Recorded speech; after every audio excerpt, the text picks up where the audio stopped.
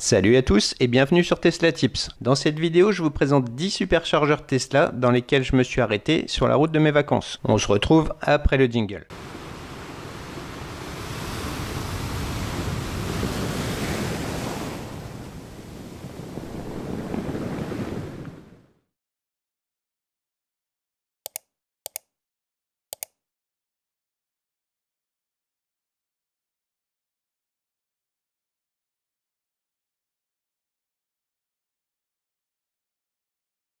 Parti du Nord Finistère vers la Méditerranée, je me suis donc arrêté dans une dizaine de superchargeurs Tesla que je souhaitais vous présenter dans cette vidéo. Le premier superchargeur est celui de Nantes avec 8 stalls 150 kW. C'est un V2 situé sur le parking du West Hotel près de Nantes. Voilà, 8 stalls en V2. Relativement facile pour se garer malgré l'étroitesse du parking. Et à disposition le bar et les toilettes de l'hôtel pendant la charge.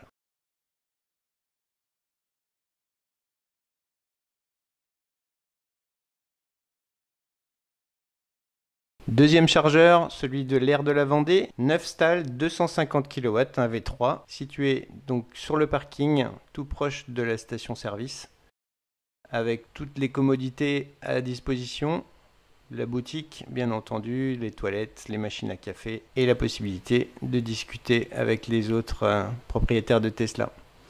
Bien sûr, en été, je suis tombé sur un touriste garé devant un superchargeur avec sa caravane.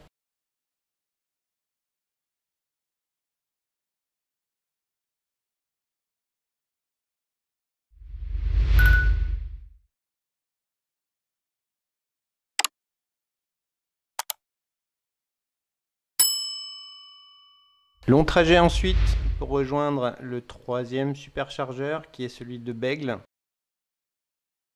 Donc 16 stalls, 250 kW, un V3 situé sur le parking d'un centre commercial. Alors le parking est relativement petit, mais il y a 16 stalls, donc il y en a 2 sur le côté. Et bien entendu, accès au centre commercial pendant la charge.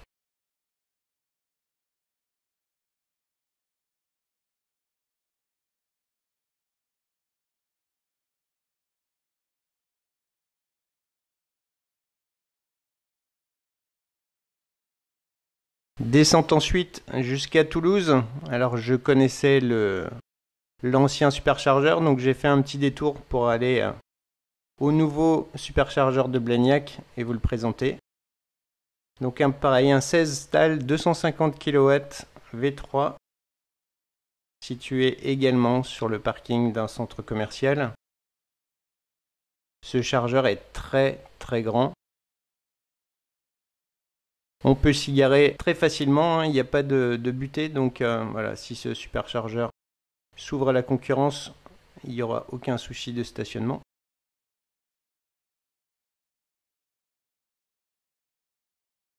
Départ ensuite jusqu'à la Méditerranée avec un dernier arrêt à Narbonne.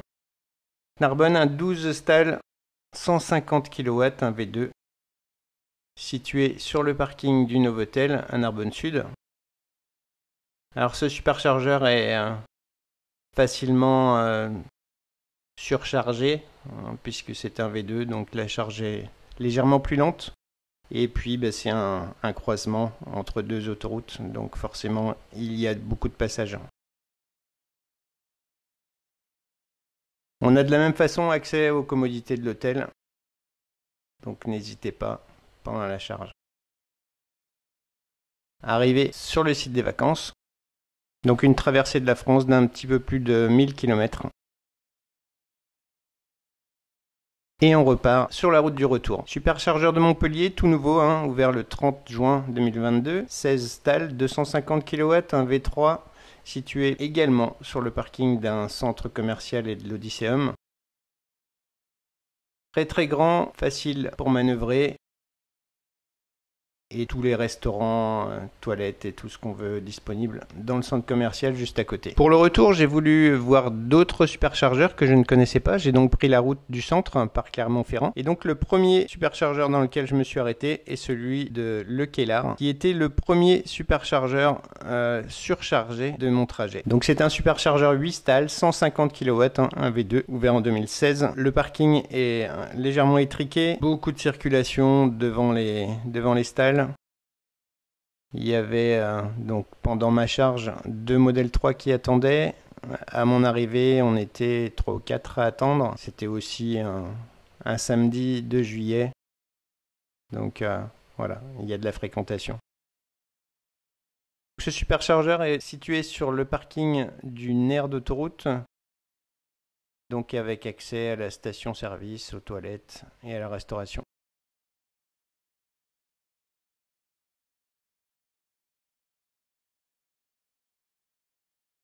Départ pour Clermont-Ferrand avec en bonus le passage du viaduc de Millau.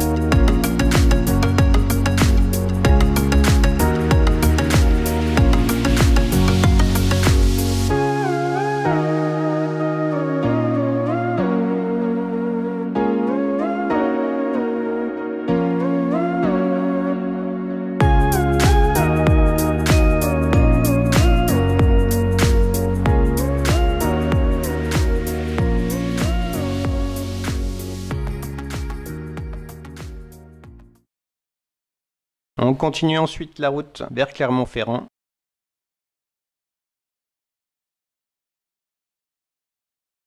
Clermont-Ferrand, donc un superchargeur de 16 stalls, 250 kW, un V3, situé sur le parking du Novotel, au fond du parking. Comme vous pouvez le voir, ce superchargeur était aussi légèrement surfréquenté quand j'y suis arrivé.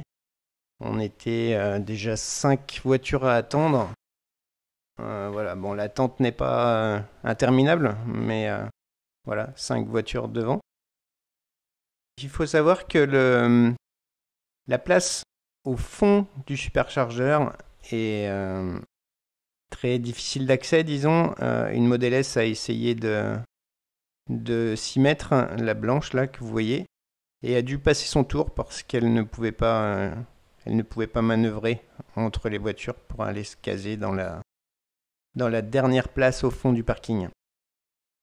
Donc la Model 3 passe sans problème, Model S un petit peu plus compliqué.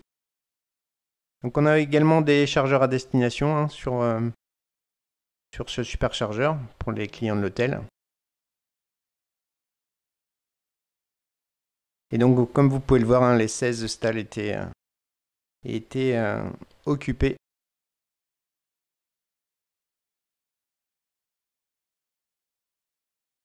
On continue ensuite notre route vers Vierzon. Vierzon qui était du coup le premier superchargeur ouvert à toutes les marques. 36 stalls, 250 kW, un V3, situé près d'une zone avec 2 hôtels et restaurants.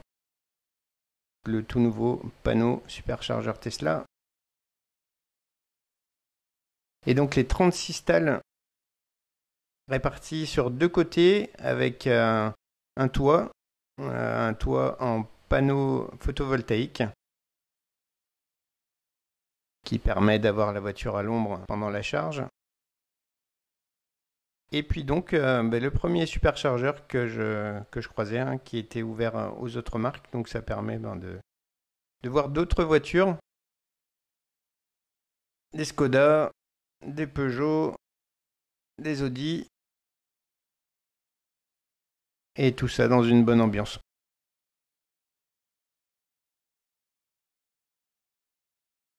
Dernière étape, on reprend la route en direction de Angers.